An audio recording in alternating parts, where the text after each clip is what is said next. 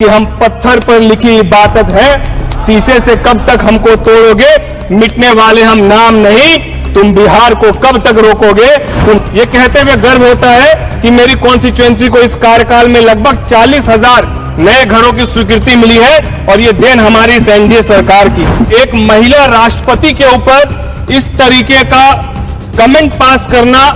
कि वो poor thing है, वो बोरिंग है। कि हमारी सरकार में प्रधानमंत्री ग्राम सड़क योजना के तहत 70,000 करोड़ की स्वीकृति इस सरकार ने देने का काम किया है। आम लोगों की आवाज को आवाज बनाकर सरकार ने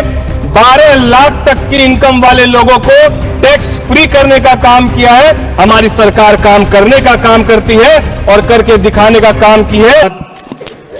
सभापति महोदय, आज आपने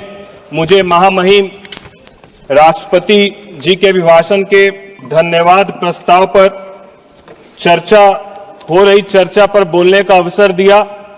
और साथ ही साथ मैं महामहिम राष्ट्रपति जी के द्वारा देश को दिए गए संबोधन के लिए अपनी पार्टी लोक जनशक्ति पार्टी रामविलास, अपने नेता चिराग पासवान जी, हमारे प्रदेश बिहार और अपनी लोकसभा खगड़िया की जनता की तरफ से महामहिम राष्ट्रपति महोदया जी का कोटि कोटि धन्यवाद और आभार व्यक्त करता हूं। सभापति महोदय,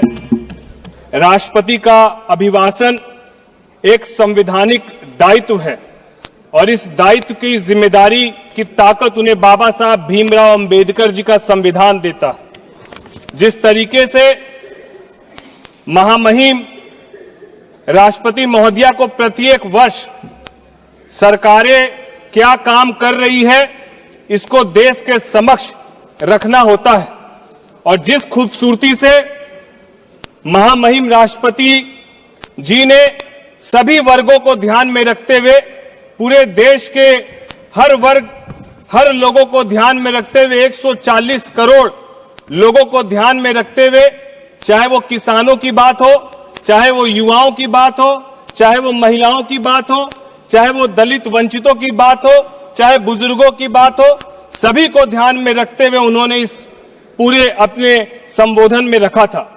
लेकिन सभापति महोदय, ये कहते हुए दुख होता है कि जब एक महिला होने के बावजूद और विपक्ष में वरिष्ठ सदस्य होने के बावजूद एक महिला राष्ट्रपति के ऊपर इस तरीके का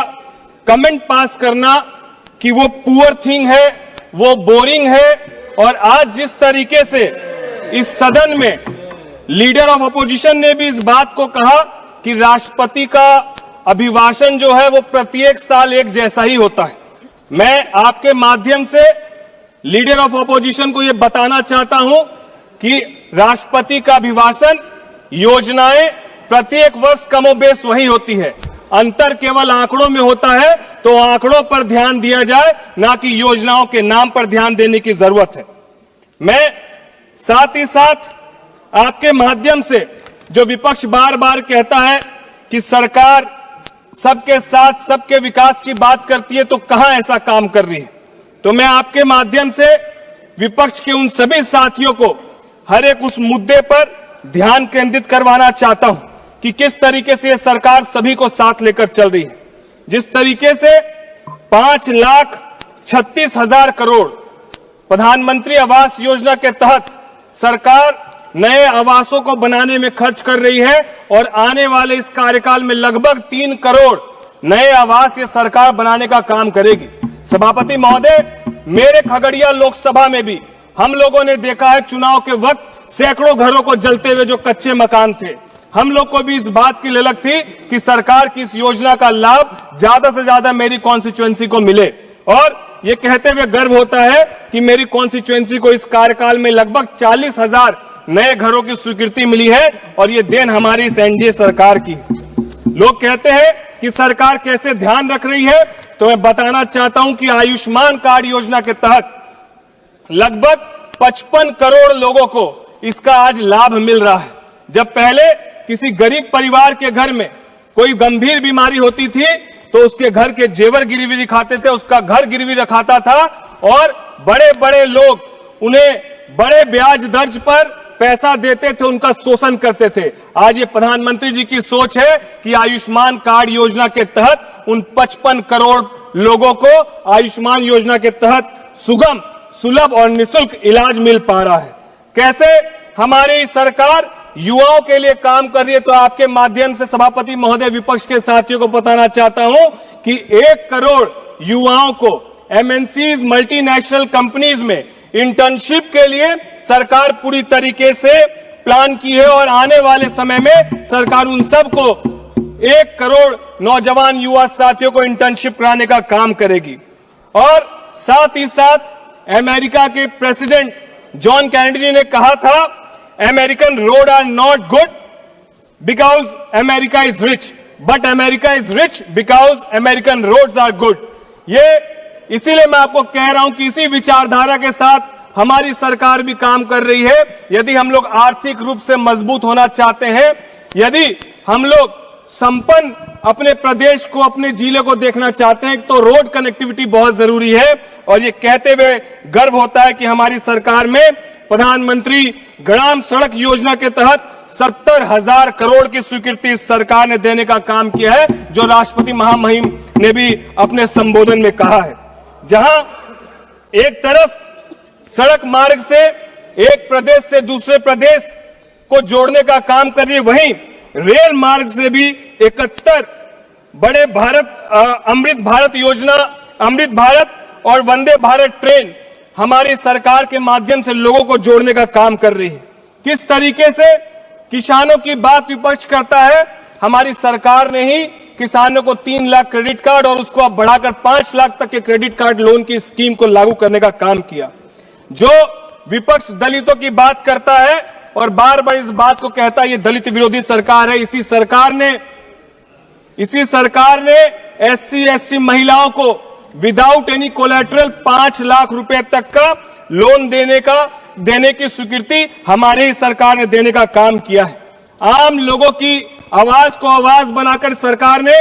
12 लाख तक की इनकम वाले लोगों को टैक्स फ्री करने का काम किया है। ये एक बड़ा निर्णय जो हमारी सरकार ने लिया, इसके लिए मैं सरकार का तहे दिल से आभार और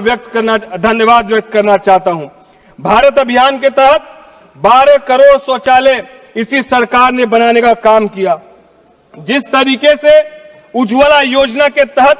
10 करोड़ घरों तक गैस कनेक्शन पहुंचाने का काम हमारी सरकार ने करने का काम किया। और ये कहते हुए गर्व होता है कि आज लगभग 80 करोड़ लोगों को ये सरकार राशन उपलब्ध कराने का काम कर रही है। तो विपक्ष के साथी जो बार बार कहते हैं कि सरकार कहां सबका साथ, सबकी विकास की बात करती है, तो हम बात नहीं करते हैं, हमारी सरकार काम करने का काम करती है और करके दिखाने का काम की है। और उसी का नतीजा है कि आज एक बड़ी आबादी गरीबी रेखा से ऊपर उठकर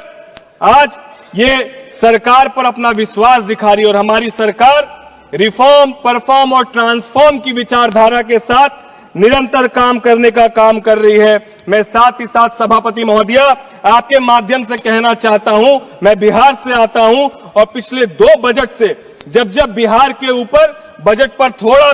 थोड़ी भी योजनाएं जाती है तो विपक्ष के लोग शोर मचाकर कहते हैं कि ये बजट तो बिहार का बजट था। तो मैं कहना चाहता हूं, मैं पिछले दफा भी इस बात को कहा था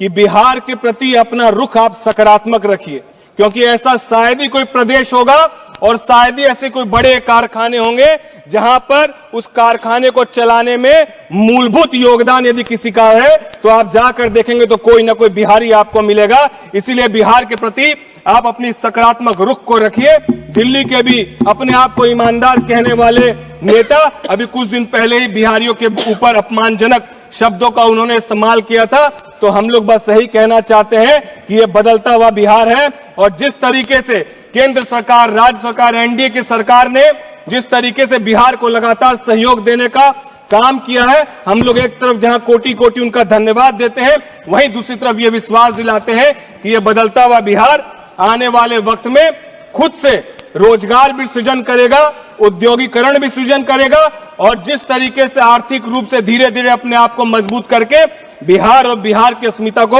बचाने का ये हर एक बिहारी संकल्प लेगा। मैं अंत में बस यही कहते हुए सभापति महोदया, बिहारियों के लिए कहना चाहता हूं कि हम पत्थर पर लिखी इबादत है, शीशे से कब तक हमको तोड़ोगे, मिटने वाले हम नाम नहीं, तुम बिहार को कब तक रोकोगे, तुम बिहार को कब तक रोकोगे। बहुत बहुत धन्यवाद सभापति महोदया।